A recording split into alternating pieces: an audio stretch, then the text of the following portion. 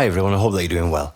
So after my last video, Brian's Setzer Style Licks #1, I thought it made sense just to continue with the solo we'd started.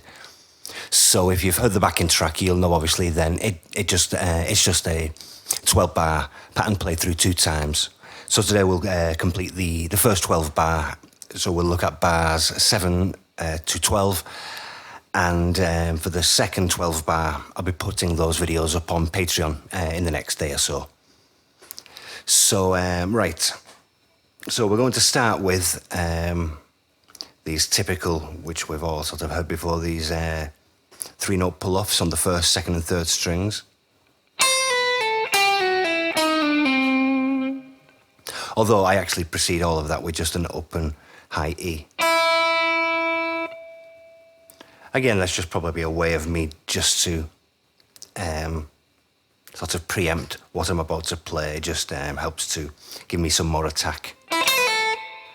So that's the open high E. Then we're pulling off from 8, 7 to the 5th fret on the E string. Then 8, 7, 5 on the B string. Then 8, 7, 5 on the G. Finish on the 7th fret of the 4th string. So the next part, so we have a...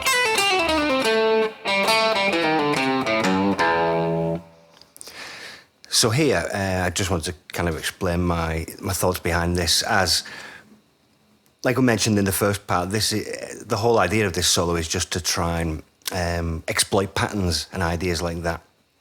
So these pull-offs, for example, for me, they're not just randomly put in there because they've got that kind of Brian Setzer sound. For me, it's a way to balance what came before that. So from the first part, what do we have?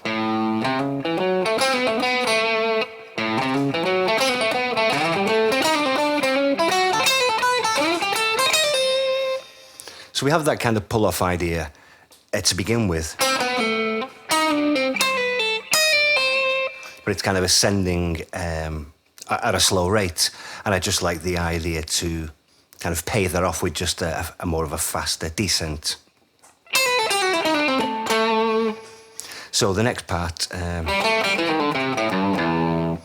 so for me this idea is just based on the kind of rhythm of the end of the first, first video.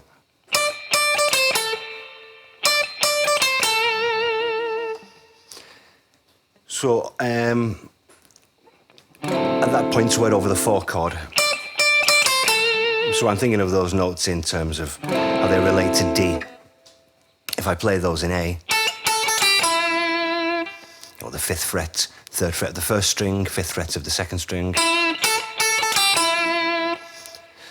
So it's just that, so that I've just put it in the key of A there just so we've got some context at this end of the neck. So that's my idea behind this.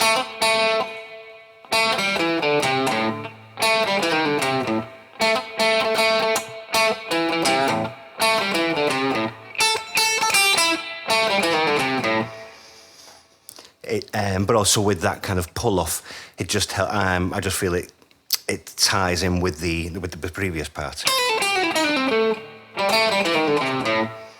I'm kind of using rhythmical elements from that kind of motif we've established previously, but also just keeping the kind of elasticy pull-off feel. So that takes us to down to the low E.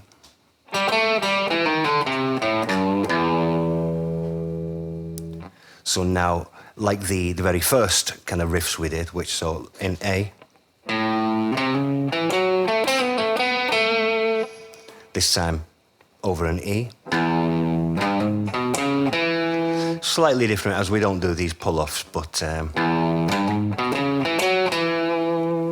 completely based on that idea.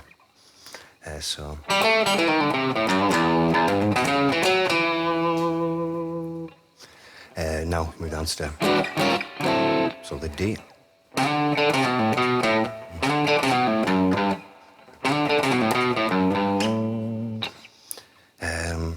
So again, this is kind of based on that.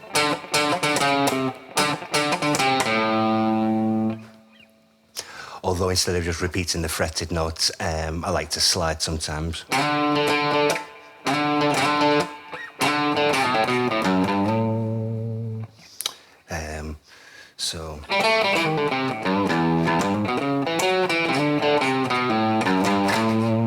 So that's the one. I've been playing it wrong for the last minute, sorry.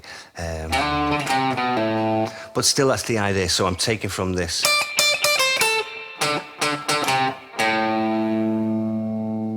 Even in my mind, I'm thinking of this chord tone of D. So I just kind of shift the position of the notes where they fall in this rhythm idea.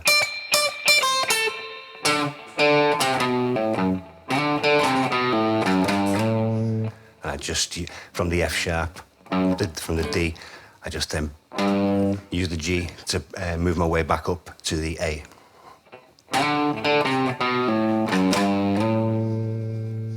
So that takes us to bar 11, which is going to be the turnaround, which, as you can see, I've just played exactly the same as the introduction.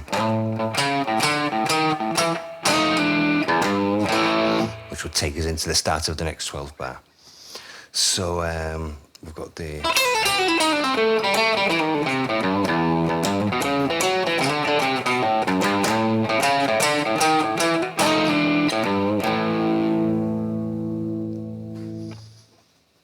So if you can, the most important thing to really take away from this is trying to look at how I take, but can still use that as the idea behind things like that, or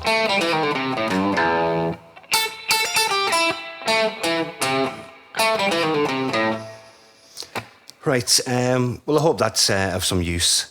And yeah, if you like this, check out the next parts on Patreon, and I'll be putting some more stuff on YouTube soon anyway. So thanks for watching and take care.